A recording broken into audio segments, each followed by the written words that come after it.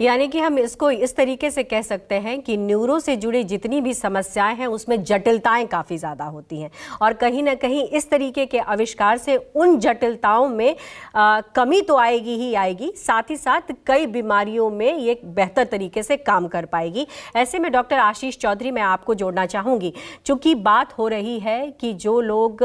देख नहीं पाएंगे ये पाते, उनमें ये कारगर हो सकता है। जो दिव्यांग हैं, जिनके हाथ पांव काम नहीं कर रहे, जो पैरालाइज्ड हो जाते हैं, उनमें ये किस तरीके से काम करेगा? क्योंकि जैसा डॉक्टर कामेश्वर प्रसाद ने बताया कि सब कुछ नर्व से जुड़ा हुआ है। अगर नर्व को कंट्रोल करने वाला कोई सिस्टम आ जाता है, चिप आ जाता है, तो ये बहुत आसान हो जाएगा ब्रेन को मैसेज देना। तो क्या आप किस तरीके से ये देख रहे हैं, खासकर कि चूंकि आप ऑर्थोपेडिक सर्जन हैं और आपके सामने ऐसे बहुत सारे समस्याएं आती होंगी जहां लगता होगा कि कुछ भी अब नहीं किया जा सकता है, तो क्या वो अब कुछ भी इससे खत्म किया जा सकता है? बिल्कुल, आप ठीक कह रहे हैं। ये जो न्यूरोलिंक एक डिवाइस एक्सपेरिमेंट पे लाया गया है ह्यूमंस पे, अगर आप देखें लास्ट 30-40 इयर्स में बहुत प्रोग्रेस हुआ है कि जो पैरालिसिस वाले पेशेंट्स होते हैं, जिनका स्पाइन इंजरी हो जाता है, जिनको न्यूरल प्रॉब्लम होती है और वो किसी ना किसी कारण की वजह से अपने हाथ और पैर को चला नहीं पाते हैं, लेकिन ये जो डिवाइस है एक तरीके का ये बाईपास है कि जो ब्रेन ने सोचा वो एग्जीक्यूट हो गया, चाहे वो कंप्यूटर के थ्रू हो, ड्रोन के थ्रू हो या किसी रोबोटिक आर्म के थ्रू हो। तो इतना इतना सोचना कि ब्रेन में थिंकिंग हो और थिंकिंग प्रोसेस है वो एग्जीक्यूशन हो जाए,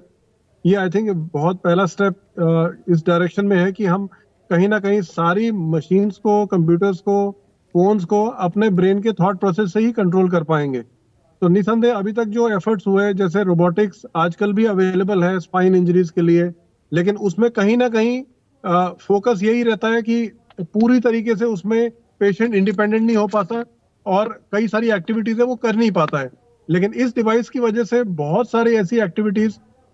सिंपल कम्युनिकेट करना, मेल लिखना, कोई ना कोई एक्टिविटी को प्रोसेस करना, अपनी डेली लिविंग की एक्टिविटीज को करना, आई थिंक आप सिर्फ सोचेंगे और कंप्यूटर उसको एग्जीक्यूट करा देगा। यूज उसमें कंप्यूटर का यूज होगा, रोबोटिक आर्म्स का यूज होगा। आई थिंक आज हम ये न्यूरोलिंक का आविष्कार देख पा रहे हैं ह्यूमंस में स्टार्ट होते हुए, बट इसके पीछे जो थॉट प्रोसेस है, जो धारणा, आई थिंक कई सालों से